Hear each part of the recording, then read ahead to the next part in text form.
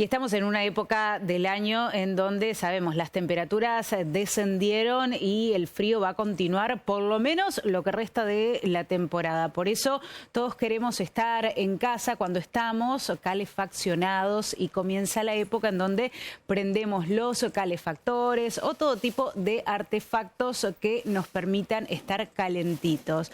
Allí es cuando los riesgos de accidentes aumentan y por eso desde el Ministerio de Salud de la provincia brindan algunas recomendaciones que nos parece son importantes reiterar. Por eso ya lo tenemos en línea con nosotros al doctor Sebastián Torres, secretario de Prevención de la Salud.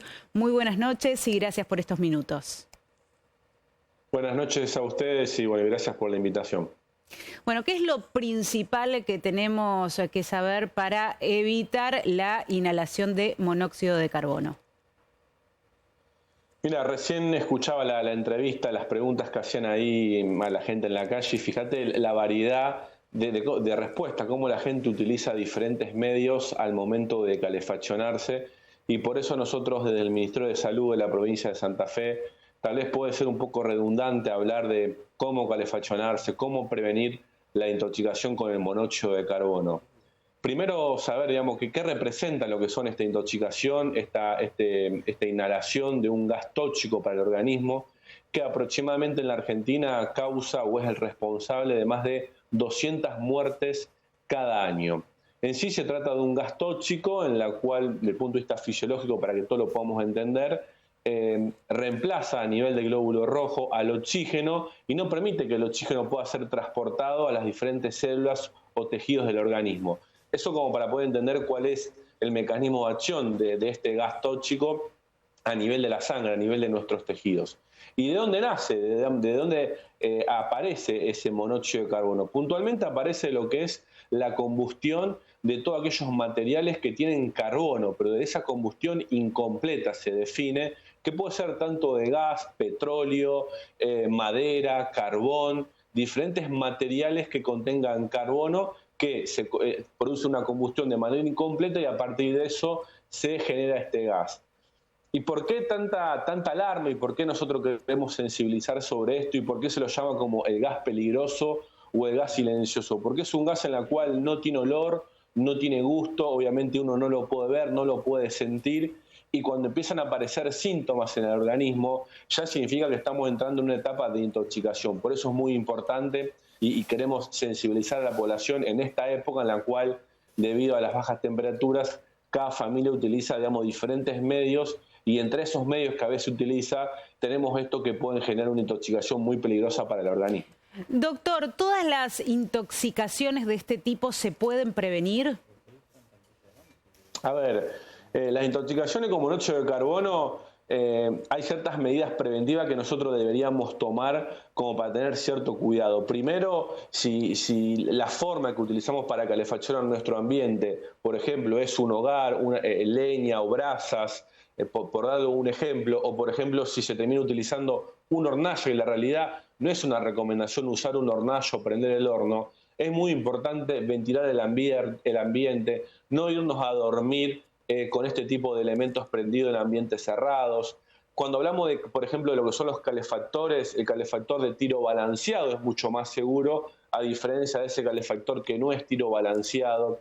Pero es muy importante también hacer el mantenimiento de esos elementos que a veces utilizamos para calefaccionarnos. A veces los especialistas dicen que una manera de detectar cuando esa estufa, por ejemplo, no está quemando bien y está generando monóxido de carbono es cuando el color de la llama tiene un color amarillo o anaranjado. Cuando vemos ese color es porque no se está produciendo una buena combustión y se está generando monóxido de carbono. Y también tener presente cuáles son esos signos o esos síntomas que pueden aparecer, ¿no? Como es dolor de cabeza, náuseas, vómitos, somnolencia, palpitaciones.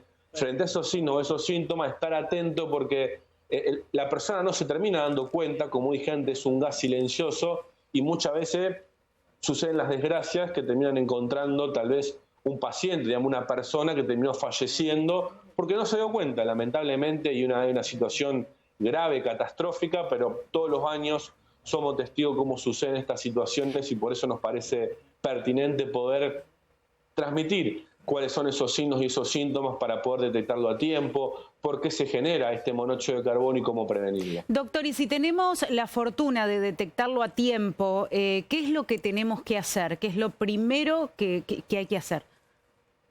Primero de todo es ventilar el ambiente, poner a esa persona en un ambiente donde pueda circular el aire y el oxígeno y rápidamente llevarlo a la guardia más cercana o llamar al servicio de emergencia lo que más rápido pueda suceder. Esas son las medidas que nosotros siempre aconsejamos frente a una situación como tal. ¿Hay personas que son más sensibles o grupos de riesgo, por así decirlo, personas más sensibles a la inhalación de este gas?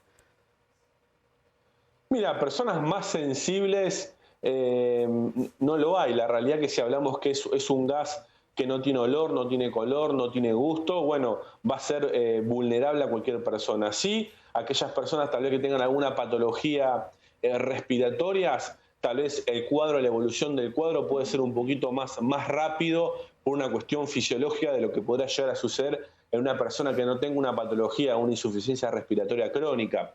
Pero bueno, más allá de eso, es peligroso para todas las personas y es muy importante, digamos, tener presente esto porque, bueno, como dije antes, ante las bajas temperaturas siempre se busca alguna manera de poder calefaccionar y muchas veces se termina subestimando esta situación y terminan apareciendo las intoxicaciones.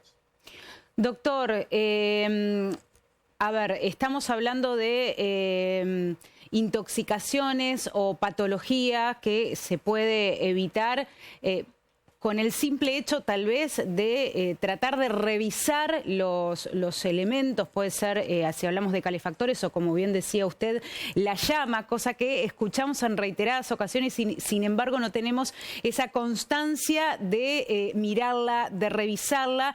Y otro dato importante que usted daba es el de la ventilación. Podemos estar en casa calentitos, pero siempre tener esa precaución, por lo menos en el lugar en donde estamos, un pequeño aire, ingreso de aire que pueda hacer la diferencia, ¿no?, entre la vida y la muerte. Estamos hablando de eso. Exacto. Es clave eso de lo que tiene que ver con el mantenimiento de los elementos que utilizamos para calefaccionar y también no subestimar algunos elementos. Muchas veces vemos cómo se tapan ventilaciones para que no entre aire frío, o muchas veces vemos situaciones, por ejemplo, que se termina instalando, por ejemplo, un calefón adentro de un baño. La verdad que eso es muy peligroso. Muchas veces se termina, no sé, la gente se va a dormir, como dije antes, con una hornalla prendida, con el horno prendido, o por ejemplo coloca un brasero dentro de una habitación, a veces en situaciones o en sectores un poco más humildes, en la cual tal vez no está la posibilidad de contar con un elemento a gas o un elemento eléctrico, se termina tal vez prendiendo leña, carbón en un ambiente cerrado y eso sí termina siendo sumamente peligroso. Doctor, le agradecemos muchísimo esta comunicación. Son pequeñas cuestiones que pueden hacer una gran diferencia. Por supuesto, estar atentos, tener cuidado con los más chiquitos, también que muchas veces pueden cerrar una ventana sin darse cuenta, o como usted decía, también tener mucha precaución en los lugares chiquititos como los baños o tal vez habitaciones pequeñas, ¿no? Así es. Y yo te quiero agregar algo que recién escuchaba de la nota anterior con respecto al aumento del brote de cuadros respiratorios que el doctor Alico. Nosotros también es muy importante que recordemos la vacunación, ¿no? Hay un montón de medidas preventivas que recién mencionaban, pero es muy importante la vacunación en lo que tiene que ver, por ejemplo, la vacunación para la gripe en los niños y niñas de 6 meses a 24 meses, que es obligatoria. Solamente el 40% se ha vacunado. Por eso aprovecho, sé que mucha gente los ve a ustedes, invitar a todas las familias, a todos los santafesinos y santafesinas. Las vacunas son gratuitas, están disponibles en todos los efectores públicos, sin turno. Ir a vacunarse para la gripe, para el COVID, completar el resto del calendario, en la cual las vacunas nos permiten evitar que desarrollemos cuadros respiratorios mucho más graves y se termine complicando la situación. Así que gracias también por poder aprovechar a mandar ese mensaje. Muchísimas gracias, doctor. Muy buenas noches. Hasta luego, que anden bien.